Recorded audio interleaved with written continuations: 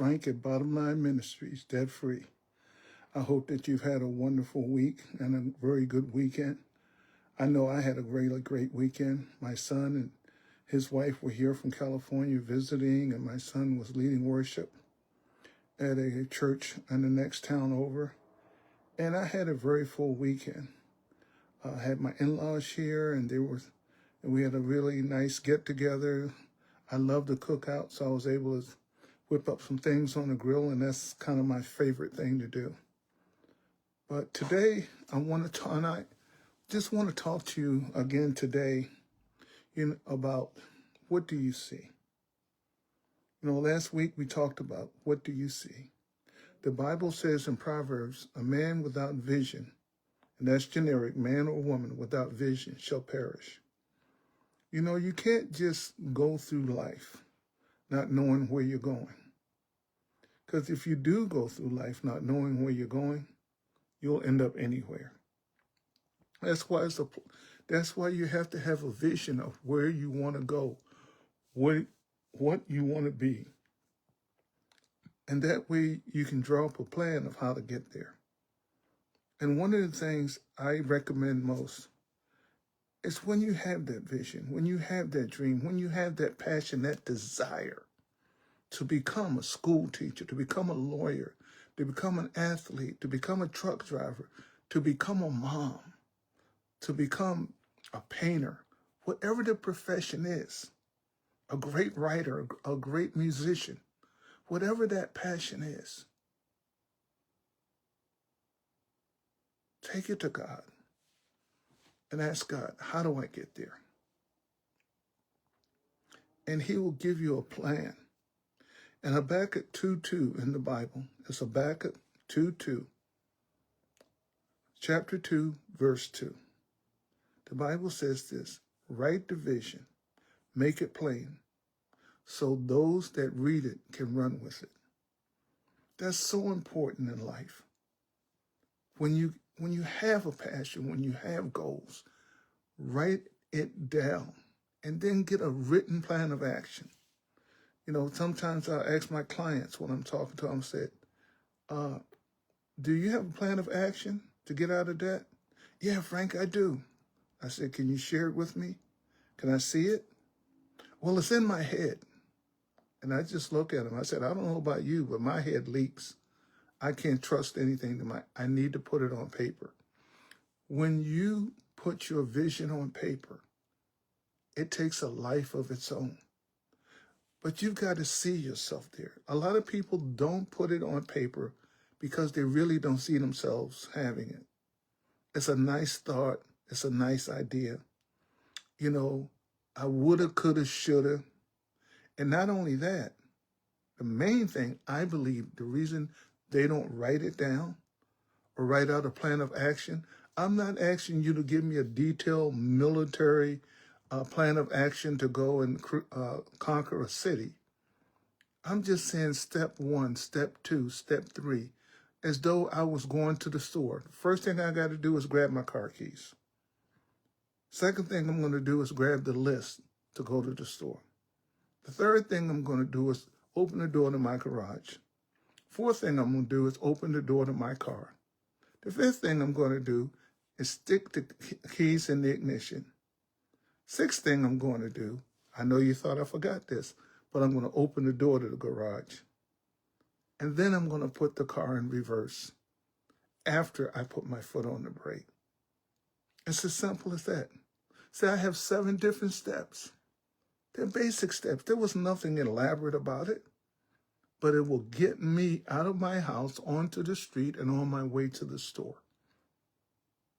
And that's all it takes. It's not that hard. But the problem is we don't really see ourselves having what we really said we're passionate about, that we really want. So if I don't write it down, then I can't be held accountable. Because I'm not forced to look at it. I'm not forced to see it. I wrote it down. I said I wanted this. I said that I wanted to be debt-free by next year, 2026, August of 2026. I said I was going to become a very good professional speaker by September 2026. I said I was going to do this. I said I was going to do that. I wrote it down. That's accountability. And when you don't really see yourself having what you said you want, the last thing you want is accountability. The last thing you want is somebody reminding you of your failure. Remember this. I heard this many, many years ago. My brother taught me this when I was a teenager, and it has served me well.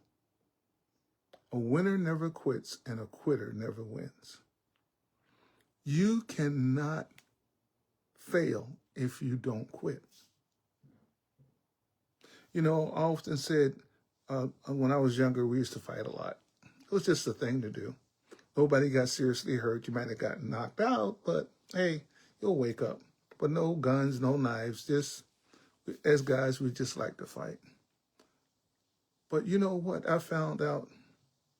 If you knock somebody down and they're struggling, trying to get back up so they can throw another punch at you, you don't really feel that you've won, because that person hasn't quit and they're doing everything within them to get back at you.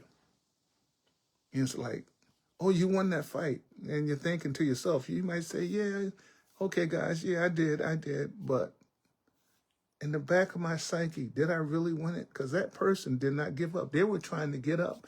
And if someone hadn't called the fight and said, you won, what would have happened if they got back up? You see, the only thing that stops you from getting up is you. Will you get knocked down? Absolutely. Life will always knock you down, especially when you're starting out. But if you can see yourself standing, it'll never keep you down. You know, I heard this many years ago. It said, a man never drowns from falling in the water. A man drowns from not getting out of the water. You know, you can drown in 3 feet of water if you don't get up. But if you stand up, you'll never drown. So, oh, but Frank, I made mistakes and I looked bad in front of those people when I was speaking and I made all those mistakes. So, the next time you'll look better. I tried this. I tried to start my business and I failed. I tried to do a demonstration and everything went wrong. So, the next time you'll do it better.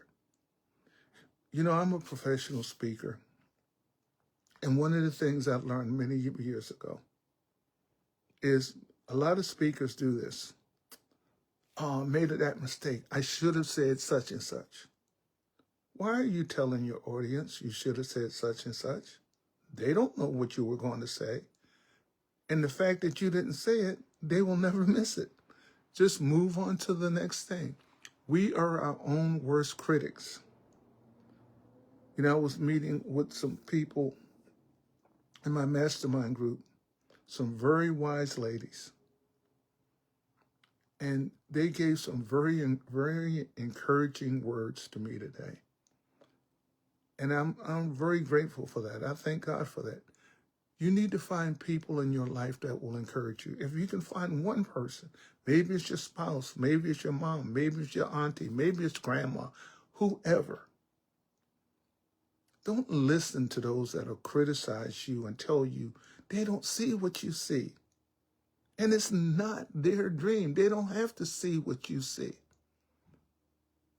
But the moment you become a success, you know what they'll tell you?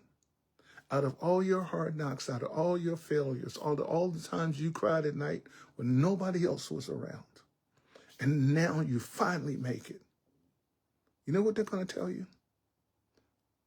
Man, you know how lucky you are? Yeah, that's right. How lucky you are. They don't know the price that you paid because you saw yourself in that position. And I'm going to share this one last story with you, and then I'm going to say goodbye for the night. I think it was Rob Woodson of the Pittsburgh Steelers. He was a defensive back, and he was one of the best defensive backs. And he was on a commercial, and he was sitting on the step, and he was just tossing a football up in the air in his hand. And he said, when he was a kid, a lot of the kids picked on him because he was mulatto. He was half black, half white. And so a lot of times he had to run home from school. And he was sitting there with that football after winning a Super Bowl, and I think he's in the Hall of Fame. And he said, thank you. Because of that adversity he went through as a young kid, it made him fast. And it made him fast enough to become great in the National Football League. What adversity are you going through that one day will make you great?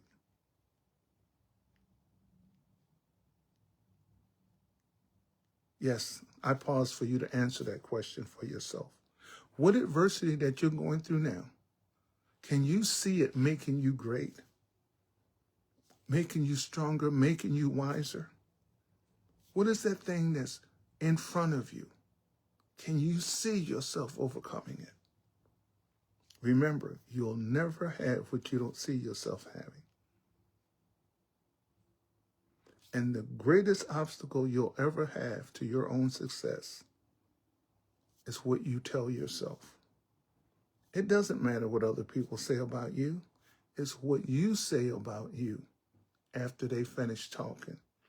It's what you see that will determine what you will be. And I'll say that again. It's what you see that will determine what you will be. And that's all I have for you. This is Frank at Bottomline Ministries, debt-free. Remember that debt is not your destiny. And I hope that this message will encourage you to see yourself, or find someone that can see you who you really are. And don't let the discouragers minimize who you are. Go and do great things. God bless, and I'll see you next week.